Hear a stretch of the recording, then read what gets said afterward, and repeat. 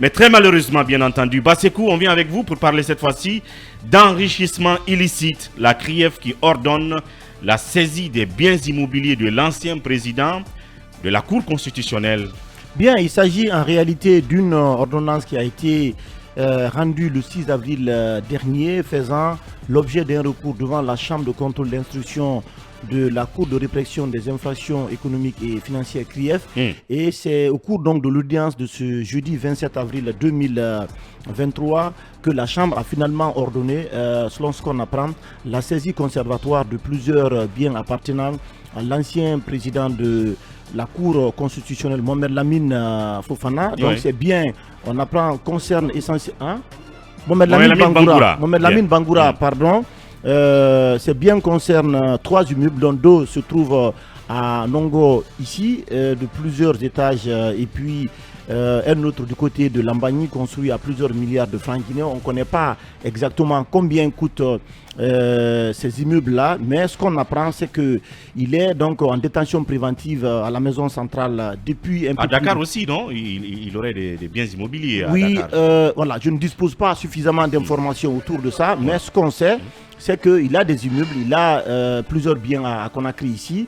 Et si la Chambre de contrôle, donc l'instruction de la CRIEF a décidé de saisir les 3 immeubles, certainement c'est en rapport par rapport au montant, notamment qu'il lui est reproché dans le cadre du détournement, de présumé détournement donc, de deniers publics, de courses effrénées à l'enrichissement illicite et tout ça. Donc c'est la valeur certainement de l'ensemble de ces biens-là évaluée à plusieurs milliards. Peut-être qu'il pourrait... En rapport avec son salaire, parce que j'écoutais tout à l'heure cela dans le journal de la matinale sur FIM FM, un salaire de 100 et quelques millions.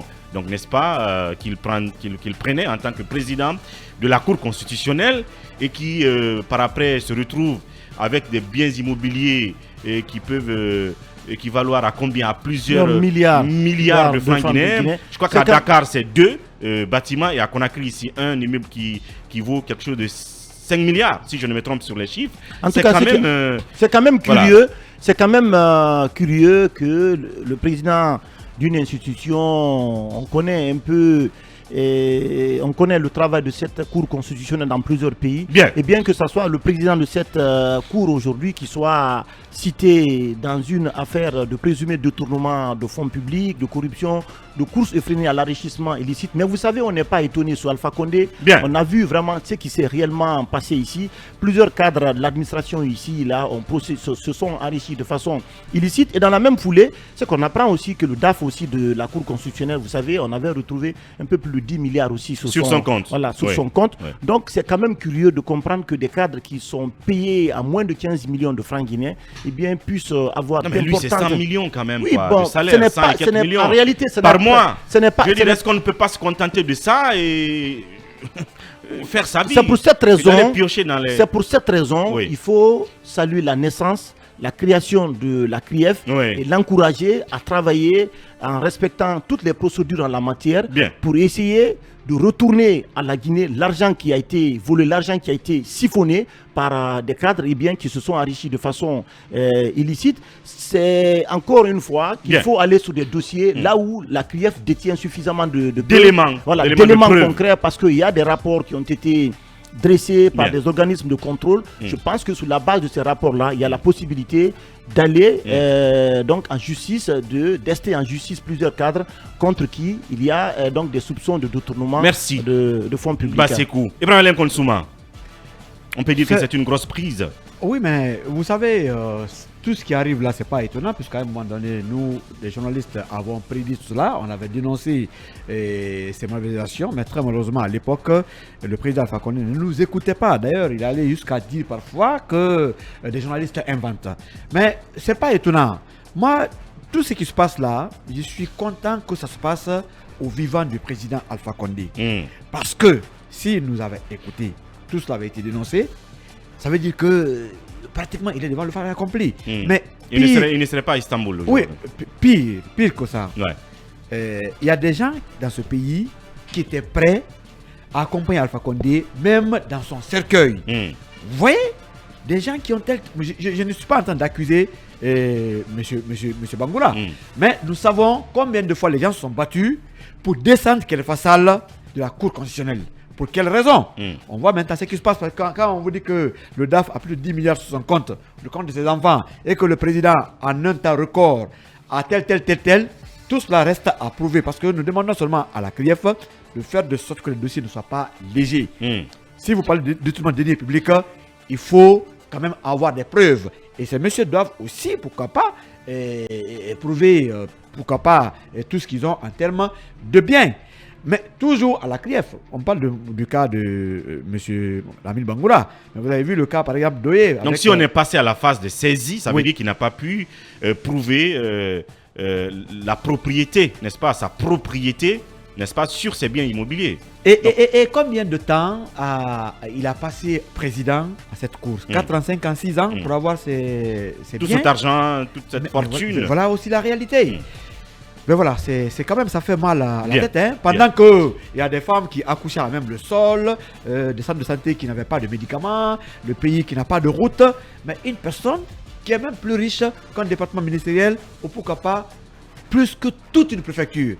La CRIEF doit faire un bon travail de sorte que les innocents ne soient pas condamnés, mais qu'on ne lâche pas aussi les coupables. Tout ce que nous voulons, c'est une justice juste et équitable. Bien, oui, Talibé là-dessus pour passer. Oui, vous vous rappelez les injonctions aux fins de poursuites judiciaires contre l'ancien président de la Cour constitutionnelle ont été lancées par le ministre de la Justice le 26 juillet 2022, parce que c'était quelques jours ou quelques semaines après le verdict de la Cour de répression des infractions économiques et financières qui a condamné donc l'ancien DAF de la Cour constitutionnelle qui s'est retrouvé avec un montant, on le précise ici, dans son compte, je cherche le montant, on parlait de 12 milliards 720 millions 668 250 francs guinéens retrouvés dans son compte. Donc, le ministre de la Justice, Alphonse Charles White, a estimé à l'époque que le président de la Cour, l'ancien président de la Cour constitutionnelle, devait être poursuivi pour complicité ou implication présumée dans justement la manipulation des fonds accordés à la Cour constitutionnelle au titre de sa subvention. Donc, il parlait à l'époque, disons, d'une acquisition immobilière au Sénégal portant sur un immeuble L+4, objet du titre foncier tant à Dakar, pour un montant de 404 millions de francs CFA et d'une villa à Nongo à 5 milliards. À l'époque, c'est de cela que parlait Alphonse Charles White dans ses instructions de poursuite aux fins de poursuite judiciaire. Alors, finalement, si on parle aujourd'hui de la saisie de 3 immeubles appartenant à la même personne, est-ce que au moment où le ministre de la Justice parlait de cette villa acquise à Dakar et de cette autre villa construite à Nongo ici à coût de 5 milliards, est-ce que on n'avait pas découvert qu'il avait plus d'une villa à Conakry? Parce que dans ces injonctions, on parlait d'une villa. Donc aujourd'hui, on parle de 3 immeubles saisis. C'est une affaire quand même qui vaut à l'ancien président d'être arrêté et il est en détention depuis. Et cette affaire, certainement, quand on va arriver à la phase de débat, à la phase du procès, ça sera en quelque sorte le procès même de toute une institution républicaine, la Cour constitutionnelle, parce que dans la même injonction, le ministre de la Justice, donc Alphonse Charles White, demandait des poursuites non seulement contre Mohamed Lamine Bangoura, mais aussi Amadou Diallo, ex-vice-président, Monsieur CCTA, ex-conseiller, Madame Rugiat Bari, ex-conseillère, Monsieur Mamadou Muntagaba, ex-conseiller, etc. En tout cas, cette injonction visait un total de 11 personnes membres de la Cour, mais aussi des cadres du ministère de la Justice par rapport, par exemple, à la construction du tribunal de Beila.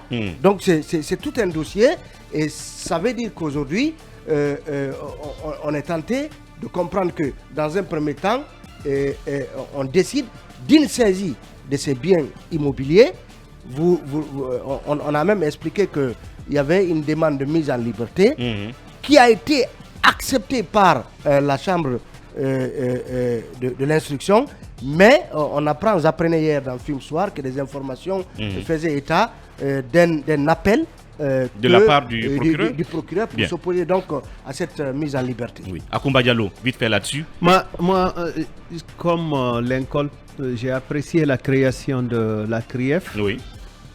Même si je commence à me poser des questions. Mais c'est normal. Mais je pense que il faudra compléter cette structure qui s'appelle CRIEF. Par quoi? Il faudra la compléter par un parquet national financier, comme c'est le cas par exemple en France, pour qu'il y ait des possibilités d'appel en termes d'accusation, que les parquets ne soient pas les mêmes. C'est-à-dire que M. Ali Touré aujourd'hui bénéficie d'une mauvaise presse auprès de certaines personnes parce que tout simplement il est le poursuivant en initiation et il est le poursuivant en appel. Donc avoir un parquet financier national permettrait d'avoir une succession de structures devant lesquelles on pourrait s'adresser. Je pense que monsieur le ministre de la Justice avait annoncé qu'il y aurait eu des réformes et je l'encourage à aller vers ces réformes-là. Deuxième remarque, Mamadou Ouri, c'est que les services d'investigation ont pour la plupart maltraité les dossiers de la CRIEF. Les services d'investigation, notamment la Direction centrale des investigations de la gendarmerie, et ces services-là ont bâclé le travail à la base et ces services ont retourné la patate chaude entre les mains de la CRIEF. Je pense que ce n'est pas normal. Et l'autre chose qu'on pourrait dire au colonel Mamadi Doumbouya, là, puisque c'est à lui d'engager les réformes, nous sommes dans une situation d'exception, c'est que à la fois les services de la CRIEF et même les services d'investigation ignorent les principes d'investigation, les exigences d'investigation en matière de criminalité financière. La prison est la dernière étape en matière d'investigation, en matière criminelle, en tout cas en ce qui concerne les finances publiques. C'est-à-dire que celui qui est soupçonné d'avoir détourné, vous le maintenez en liberté et vous l'espionnez. Parce qu'il va tenter de détruire les preuves qui existent. Et c'est en tentant de détruire les preuves qui existent là que vous allez l'attraper en flagrant délit. Mais ici, quiconque est accusé de détournement, vous l'amenez directement en prison. Bien. Ça veut dire que vous le maintenez là où il ne peut pas vous permettre d'avancer dans votre investigation. Je pense que cela est à corriger. Il faut réformer la CRIEF. Il faut aller dans le sens d'avoir un pool d'investigateurs conscients qui enquêtent à la fois à charge et à décharge. Bien, merci beaucoup, je vais dire Akoumba pour cette précision. Oui, cabinet, un bout d'analyse. J'ai envie de compléter Akoumba. C'est en fait la célérité par laquelle on est passé de l'instruction des dossiers au jugement des dossiers. Je trouve que c'est très facile, alors que pour des crimes économiques, Akoumba rappelait récemment l'exemple d'un ancien ministre qui a été poursuivi aux États-Unis. C'est des années après qu'on a pu établir sa culpabilité. Je trouve qu'on a voulu mettre rapidement en pratique une volonté politique sans pouvoir s'entourer de toutes les précautions et de ce qu'il fallait pour pouvoir donner à cette institution toute sa dimension. Et là-dessus, aujourd'hui, on est comme à même de penser que ce travail-là n'est pas effectif. Et bâclé par endroit. D'un point de vue ressources humaines, ça c'est, on ne se rend pas véritablement compte que ça fonctionne bien. Je pense qu'il faut faire en sorte de dissocier cette volonté politique-là à sa matérialisation, parce que celle-ci demandant plus de tact et plus de ressources, que ce soit humaines, et aussi plus de temps, parce que ça va très vite. Bien. Et ça, de mon point de vue, ça ne rassure pas, alors qu'au début, quand cette institution avait été mise en place, elle était celle qui était la plus aimée et appréciée de tous les tous. Bien. Voilà, j'espère que tout cela sera entendu. Gare Grassi, cette fois-ci, on parle de l'affaire d'Amaro Camara, un mandat d'amener décerné donc, contre l'ancien président de l'Assemblée nationale. Oui, alité malade, Amadou Damaro Camara a encore brillé par son absence pour la 3e fois hier. il est quand même poursuivi pour des faits présumés de détournement de deniers publics, d'enrichissement illicite, de corruption dans le secteur privé et public, également de prise illégale d'intérêts et complicité. Vous le savez, ça fait la 3e fois que Damaro Camara ne vient pas à son procès et donc la Cour a décidé de l'amener le 4 mai prochain. Donc d'aller l'arracher, d'aller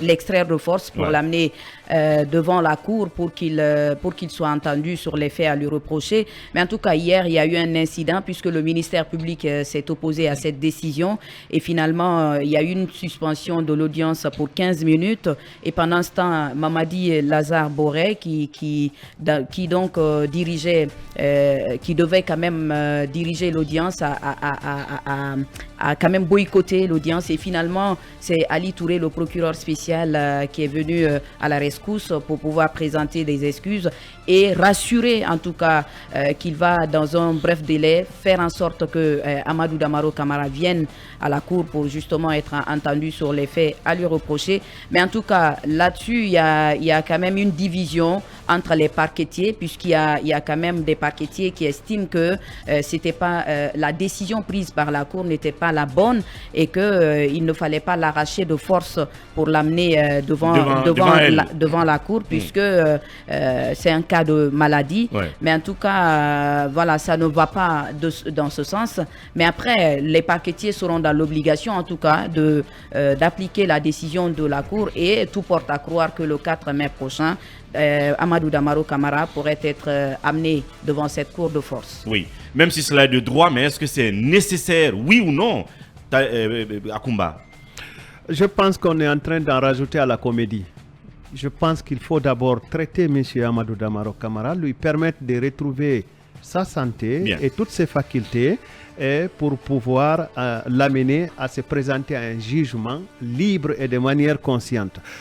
Wouri, il est très difficile pour quelqu'un qui a dirigé et qui a géré en Guinée d'apporter toutes les preuves sincères sur l'origine de sa richesse. Cependant, il est nécessaire, voire même obligatoire, que les accusateurs puissent démontrer que vous n'avez pas la preuve de l'origine de votre richesse. Je dis bien aucun Guinéen, même nous qui sommes en studio ici, il nous serait très difficile de justifier nos tenues. Bien. Parce qu'ailleurs, oui, toi ta tenue là, ta belle tenue là, il serait très difficile de la justifier. Je savais. Je vous donne rapidement un exemple. On est arrivé à la pause, malheureusement. Je vous donne rapidement un seul exemple. Oui. Moi, j'ai tenté par exemple de m'inscrire dans une université occidentale. Mais chaque fois qu'il s'agit d'un paiement, on vous dit justifier. Et quand vous présentez votre dossier financier qui vient de la Guinée, on dit mais on ne voit pas l'impôt. Combien vous payez par an? Bien. Merci Akoumba pour cette précision. Bien entendu, c'est la pause, mais en attendant, nous parlerons à notre tout à l'heure, bien entendu, de cette décision du président de la transition Mamadi Doumbouya de dissoudre le bataillon de la sécurité présidentielle. Pourquoi on s'interroge là-dessus et puis que cacherait le passeport guinéen du nouveau président du Nigeria. Nous reviendrons sur ces deux sujets et bien d'autres. D'ici là, gardez votre position d'écoute.